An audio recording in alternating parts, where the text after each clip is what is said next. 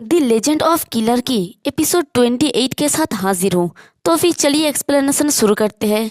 Episode के शुरुआत में हम देखते हैं कि स्वॉर्ड घोस्ट अपने ऊपर परफ्यूम छिड़कते हुए पीटर को कहती है कि चलो एक डेट पे चलते हैं, और जब तुम आओगे तो ये बेस्ट होगा कि अगर तुम अपने बेल्ट को पीछे छोड़ दो, क्योंकि मेरा डिनर ऑफकोर्स काफ़ी ज़्यादा लंबा होने वाला है और उसने जो इतर लिया था इससे हमारे पीटर को भी इफेक्ट लगने लगता है।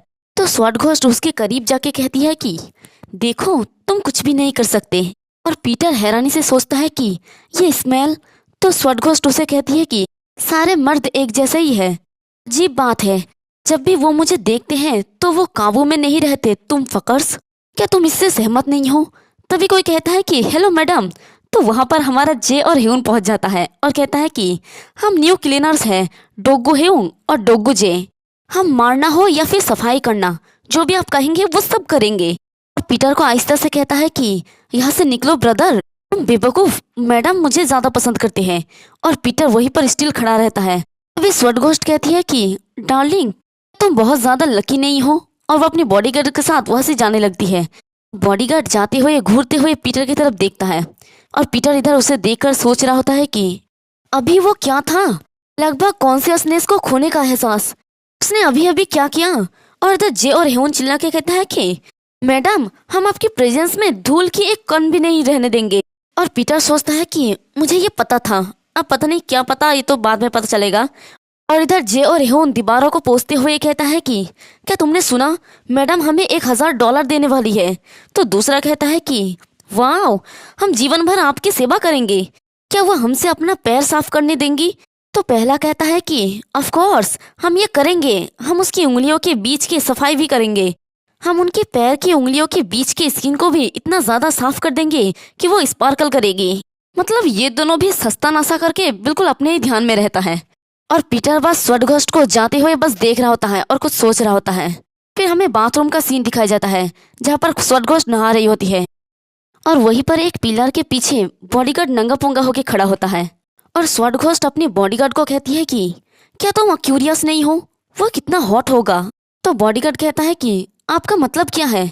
तो स्वॉर्ड घोस्ट कहती है कि जरा इसके बारे में सोचो, 100 ब्राजीलियन किलर्स और यहाँ तक कि वेपोराइज नेथनल को भी उसने मार डाला, वो बहुत ही हॉट है।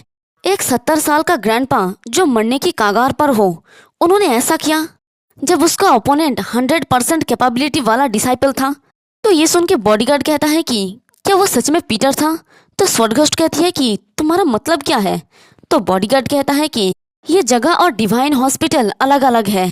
शिप के इंटरनल रडार और भेस बदलकर उस बूढ़े आदमी को इस शिप पर होने के पॉसिबिलिटी 0 है। तो स्वॉर्ड घोस्ट कहती है कि तो क्या कोई पीटर बनने का नाटक कर रहा है? तो फिर मुझे पूछना चाहिए कि कौन, और वो ऑर्गेनाइजेशन को डिस्ट्रॉय करने का कोशिश क्यों कर रहा है? तो बॉडीगार्ड कहता है कि कैसे, क्या आपके पास उनका अप्रोच करने का कोई मेथड है? तो स्वॉर्ड घोस्ट कहती है कि क्या तुम भूल गए, हमारे पास वो है। तो ये सुन के बॉडीगार्ड चुप हो जाता है। तभी स्वॉर्ड घोस्ट कहती है कि क्या तुम्हें कुछ परेशान कर रहा है? वो इंसान कितना अमेजिंग है, तुम कैसे जानते हो कि ये एक मैन है या वुमेन? मैं तो बस देखना चाहती थी कि वो कौन है। तुम्हें ये इतना ज्यादा परेशान क्यों कर रहा है? क्योंकि मैं किसी और लड़के के प्यार में पड़ जाऊंगी?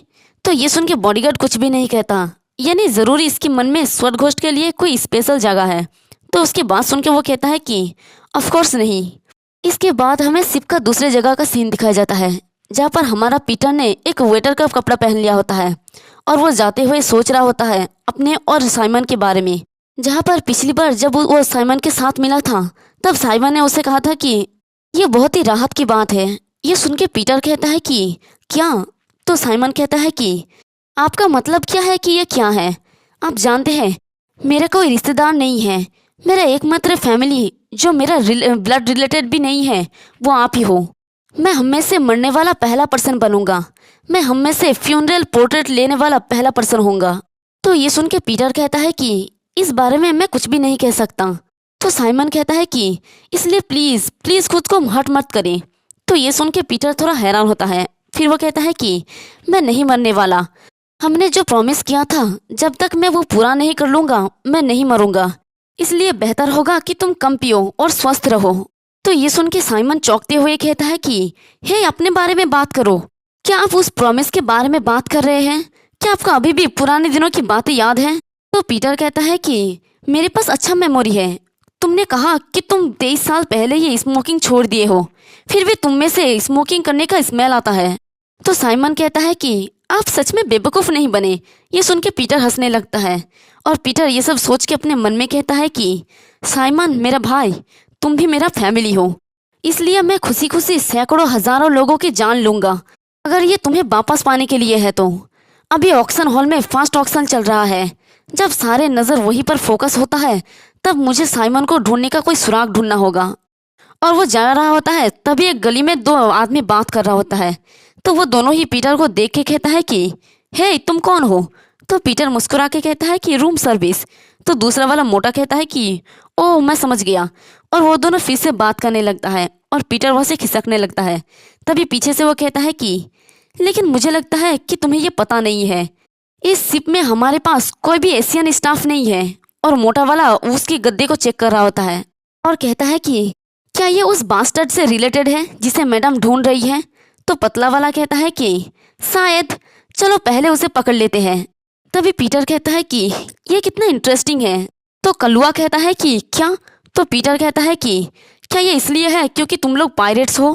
तुम लोग अनएक्सपेक्टेडली काफ़ी ज़्यादा तेज़ हो। और उसने उन दोनों को ही मार के उसमें भर लिया होता है। फिर पीटर किचन में जाता है, वहाँ पर लोगों को मारता है और हर जगह खोज करता है, लेकिन उसे वहाँ पर कुछ भी नहीं मिलता। फिर वो इंजन रूम में जाता है, वहाँ पर भी लोगों की धुलाई करता है और ढूंढता है तो साइमन का कोई सुराग नहीं मिलता। फिर वो बाथरूम में जाता है और वहाँ पर भी लोगों को मार के सर्च कर रहा होता है और सोचता है कि मैंने शिप में हर जगह को सर्च किया है लेकिन मुझे साइमन का कोई भी सुराग नहीं मिला। तो फिर अब सिर्फ वही जगह बचा है, वो जगह ही एकमात्र जगह बचा है। फिर हमें ऑक्शन हॉल का सीन दिखाया जाता है जहाँ पर एक पेंटिंग होता है और स्वॉर्डघोस्ट उसकी बोली लगाती हुई कहती है कि तो फिर हम अभी शुरू करेंगे 1718 का सीजेस पेंटर मोनेट मार्टी का एक मास्टरपीस। ये प्रिंसेस अगस्ता की वेडिंग गिफ्ट थी और उसे माना जाता है कि महल में आग लगने के बाद ये डिस्ट्रॉय हो गया था।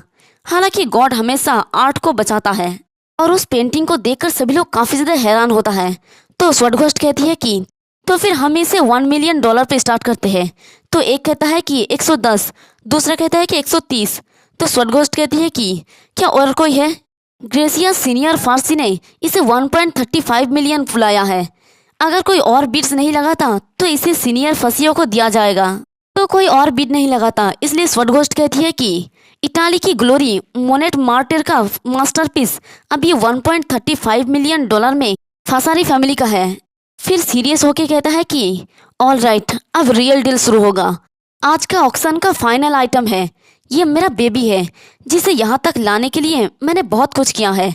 और वहाँ पर एक बड़ा सा वोल्ट आता है तो उसे देखकर सभी लोग हैरानी से बात करता है कि फाइनली ये आज का ऑक्शन का स्टार है। तो दूसरा कहता है कि अगर ये इस साइज का है और इसमें सिक्योरिटी का अमाउंट भी उतना ही है। तो तीसरा कहता है कि क्या ये मार्लियन मोनेरस का ज्वेल कलेक्शन है? मैंने सुना है कि मास्टर के पास ये है। तो तीसरा कहता है कि अगर ये फोटारोक गैस और मोनेमेट के बाद हो तभी स्वॉर्डघोस्ट कहती है कि फोटारोक और ज्वेल, इसकी तुलना उन मामूली चीज़ों से नहीं किया जा सकता। ये ज्वेल से भी ज़्यादा रेयर है और फोटारोक से भी ज़्यादा एक्सपेंसिव।